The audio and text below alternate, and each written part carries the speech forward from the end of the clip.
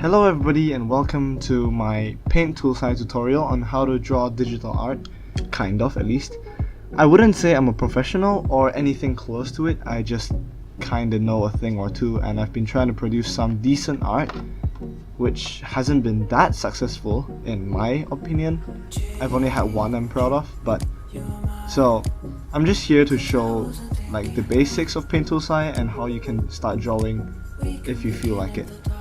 So one thing you can do for me if you don't have a tablet for drawing and you use a mouse like me, you can basically, let's just say for example, I'm going to go to my downloads, and as you can probably tell from here, I have a few drawings I did on paper that is decent. So you see that it's obviously drawn on paper, and I basically just inked it a bit with Sharpie or whatever, it doesn't really matter.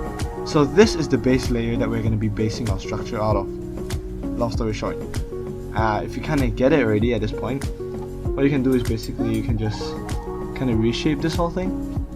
Like say for example, I think the art is too wide, maybe the hands are too wide, and so on and so forth. So I can kind of go to this tool, which is obviously the select tool, and I can go to transform. This allows me to kind of just move it a bit, and so I got it to something that I kind of want. You see it looks much better than just now. So after I got this done, I'm gonna press OK, and what I'm gonna do now is I'm gonna create a new layer after turning down the opacity, something like this, and create a new layer above it by clicking this button. This is the line working button. So by pressing the line working button, you basically create a new layer so that you can start your line work. And another basic you should know is that you should clear your selection of your selects using this button over here. So you click it and it stops the select. And you see over here, these are the few buttons that you're gonna the ones that you're gonna mostly use is curve and pressure and weight. Eraser on some parts, but most of the time it's just curve and pressure and sometimes weight. So to start it off, zoom in and kind of get the weight to something as thick as your drawing. So as you can tell over here, it's slightly thicker, but it's gonna be fine. So basically how you start the line work is start whatever you want, start wherever you want, and click it. Oops, it's in white, let me just turn it to black. There you go, click it. And if you feel like you want to curve here, then you just click it.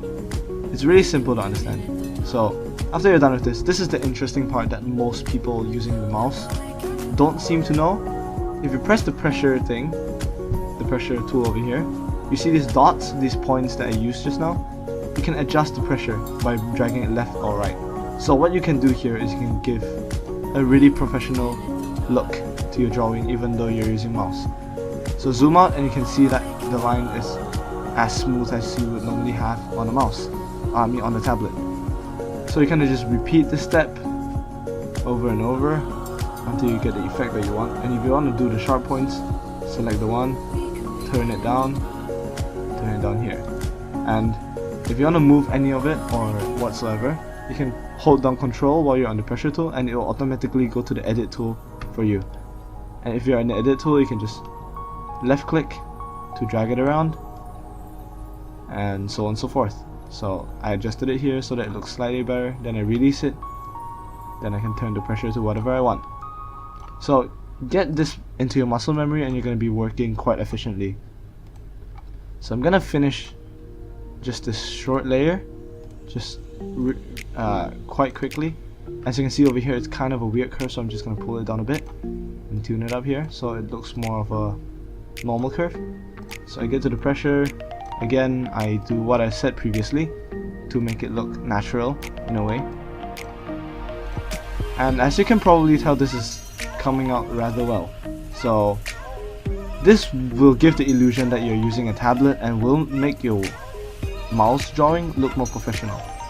So as you can see over here, it's pretty much quite well made up to this point.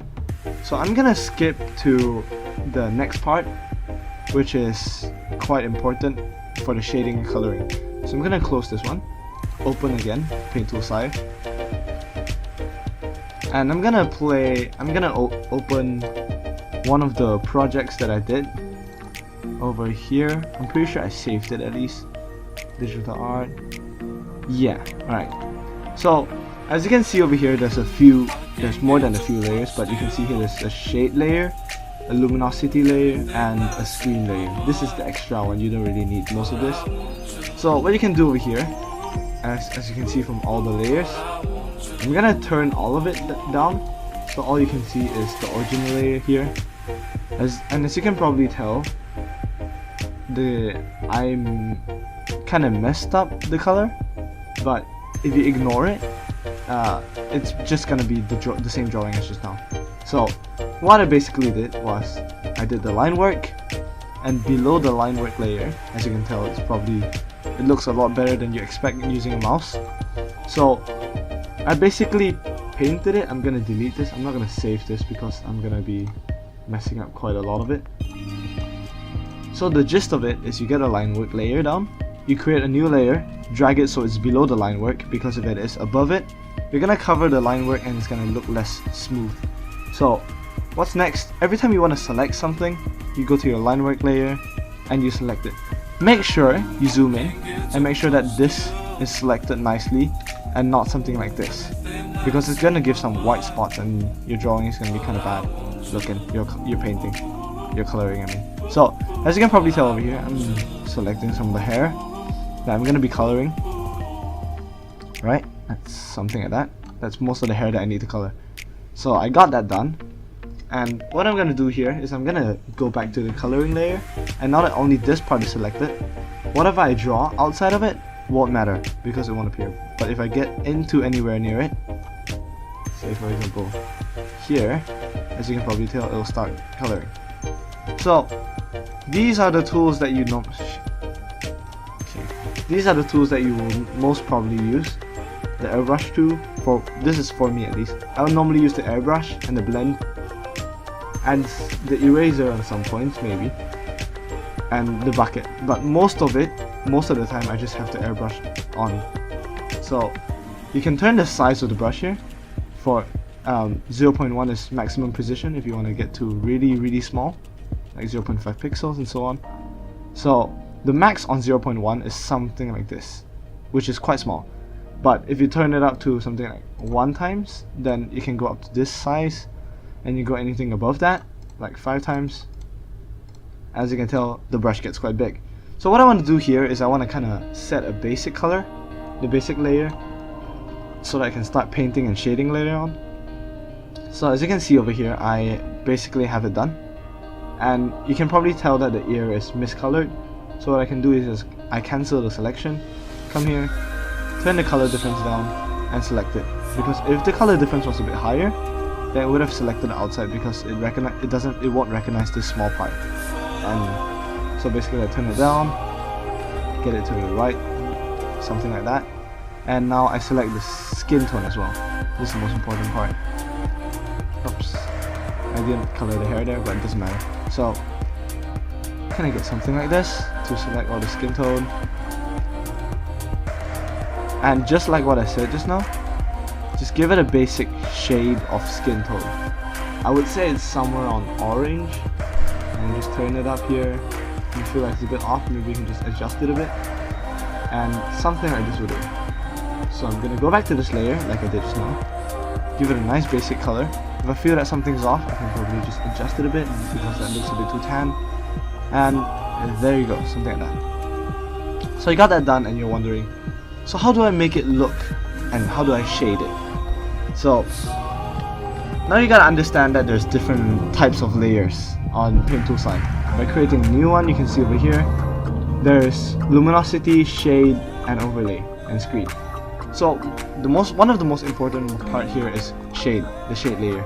So what you're gonna do here is you're gonna select something like this, your base color, and basically what the shade layer does is that it turns this color that you selected down by a notch, so it's gonna be darker than usual, as you can probably tell. So what I'm gonna do here is I'm gonna cancel my selection, go back to the line work, and select the hair that I colored.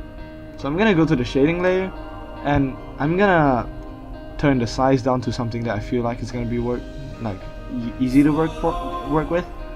And let me explain the density while I still can. So turning down the density will take more strokes to get to the max color. So say for example I turn it to like 5, I give it 1 stroke and you won't see a difference. I give it more strokes and eventually you're gonna see that it goes to the color that I'm aiming for. But if you turn the density to full, with 1 stroke you can get to the maximum. So I would recommend turning it quite low to something like this and give it just a nice little shade so that it looks okay. And also the shapes here, as you can probably tell, what I was painting with was really solid and you can see the outlines and the edges really well. So if you want to go for something simple, it's most probably going to be selected originally with one of these.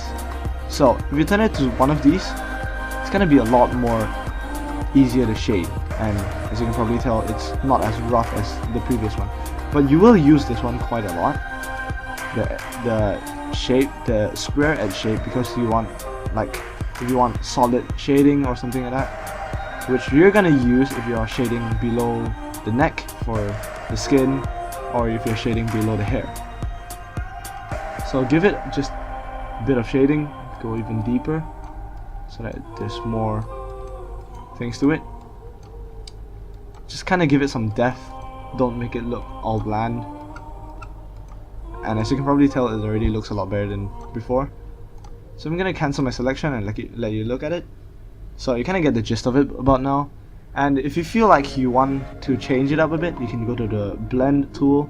And what this does is it will blend whatever is near it.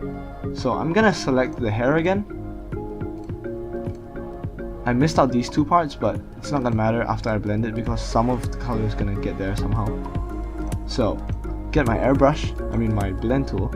Actually, I'm gonna shade this part a bit because it looks a bit off. Just turn it down, get it to something similar.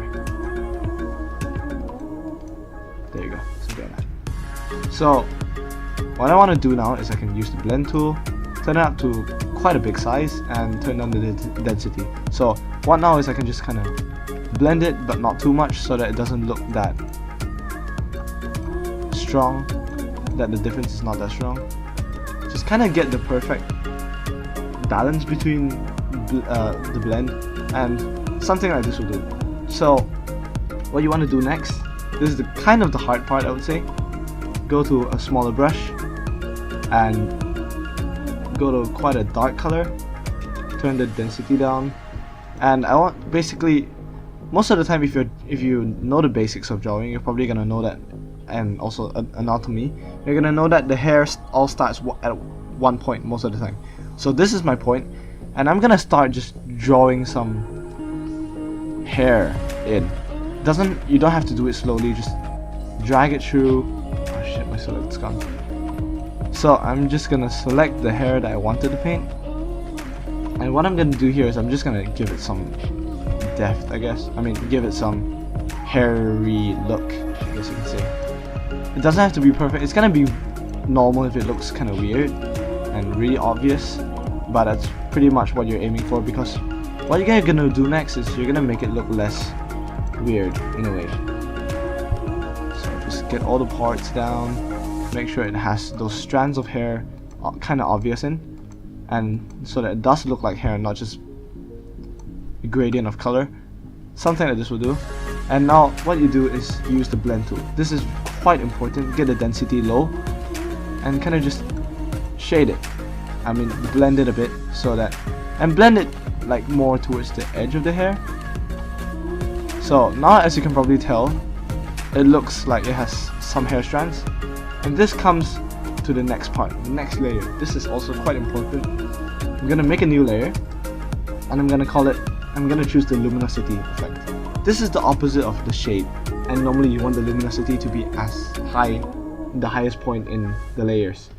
So you got this down, and with the color that I was shading just now, on the shade layer, tuned it down so that it's darker than usual, and on the luminosity layer instead, it's gonna turn it up. So just kind of follow what you were doing just now. Just give it that hairy look that you were going for. This really makes it look more like hair, and it's quite important that you do this part. And if you feel like a stroke looks off or something, you can just undo it, Control Z, easy peasy. So, something like this. I realized that I didn't select just the hair, but I don't think it really matters that much at this point, because you can probably see it, but it's gonna be gone from the shading later on.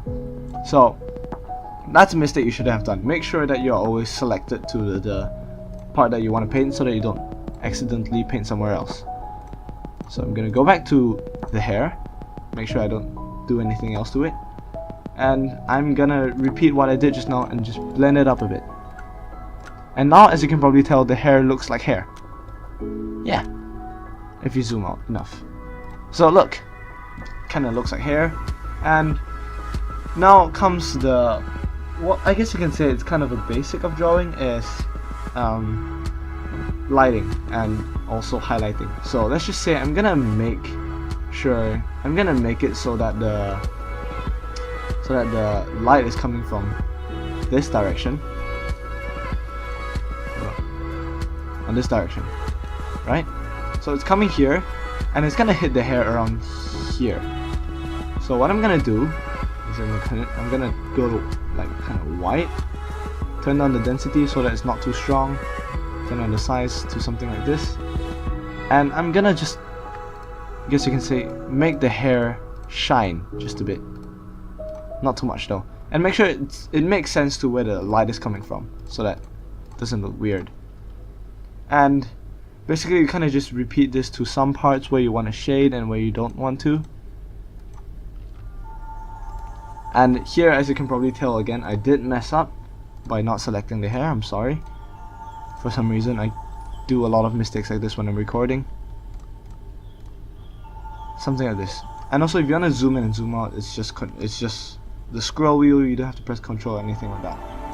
So back to shading, I'm gonna shade the hair just a little bit more so that it kind of makes sense with the light. Something like that will do. So if I cancel everything now, and as you can probably tell, the hair looks pretty legit. Right, so comes another step, is the skin tone. Skin tones are slightly different, I should say, because they take a lot more time to actually get it to the right consistency and make it look more normal.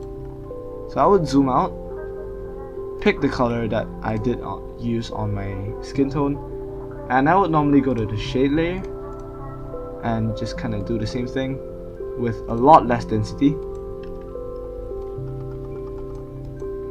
Actually, before you do any of this, you can just go to the coloring layer, turn up the density, and go to a deeper color so that you can blend it and give it more depth and different, and just make a difference so that it looks more, how do you explain it, so it looks less solid, like the color won't be just one block. And I know the luminosity lines are kind of messing it up, but I'll work on that later. And so I'm gonna choose the different shades and kind of just mess around a bit, turn on the density, just work on the sides, something like that. Leave some spots unshaded so that it kind of looks like it's hitting light. Alright, so something like this will do. The face is a bit too black and tanned, I know, so I'm just gonna color it slightly brighter than before, maybe even brighter, something like this. There you go, that looks a lot better. So just go through with it multiple times until you kind of get the right consistency. After you're done with that, I'm just going to erase the luminosity layer that hit the skin. So what I did over here, as you can probably tell, is I'm selected on the skin, so if I erase just here, it won't erase the luminosity that I did on the hair, the lines that I did on the hair. So got that done, and basically I kind of just do the same thing for shading. You go to the shade layer, go to the airbrush, because I always use that, I don't know why, And what you do now is kind of get to a nice small size, get to a quite high density, and select the square shape. This is quite important. So you go to somewhere darker, somewhere like this. So it's kind of like this. And since the light is hitting from slightly above, so the bottom of the chin is gonna be quite dark since it's not gonna hit any light. So I'm gonna select this layer so that I don't accidentally color here. Oops. And I'm gonna go to shade layer and just give it a nice touch of shade.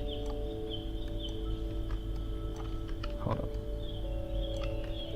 And if you feel like it's a bit of a hassle to do it right the first time, then you can just turn up the brush size. It will be easier for some time. It's like a good thing to use if on the right occasions, basically what I'm trying to say. So the hair, as you can see over here, you see over here, it's kinda badly selected, so I'm gonna undo, turn up the color difference, and it's gonna be a better selection than previous, like I previously did. So I selected the skin part, and I'm gonna shade just below the hair, like somewhere here. I'm gonna turn it down real low, and I'm gonna trim and rim around this part.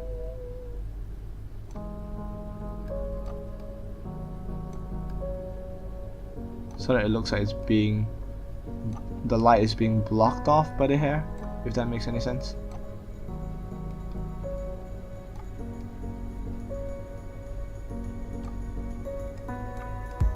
So you kind of repeat the same thing, and eventually you get something like this.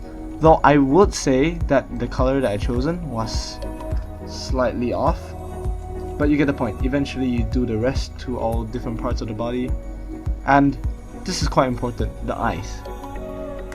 So from here, select the eye, and this is how I draw my eye, at least for me. So I will go to the color. I will choose the color that I normally use for eyes, for this character at least. I will go to my darkest purple, give it a nice little airbrush on the top, and give it a full black on just a bit of the top so that it does. Alright, so turn down the density to a lighter purple, and kind of just make sure you change it to this shape so that it blends a bit better. So I would just color like this, something like that. Give it another layer of different color, and eventually go into something really bright. And as you can see over here, it's not very well blended. So what I'm gonna do here is I'm gonna use the blend tool that I got just now. Turn down the density and the size. Just kind of work on that to make it look smoother. And you can finish it up a bit, just polish it a bit by kind of something like this. So I got that done, and that looks like the part that I want. And if you want to add any pure whites with luminosity, just turn it down, turn up the density, and just kind of work on the eye, something like this. Make sure the highlights of the eye align with where the light is hitting it as well. So give it the consistency that it needs and it deserves as a drawing. Something like this.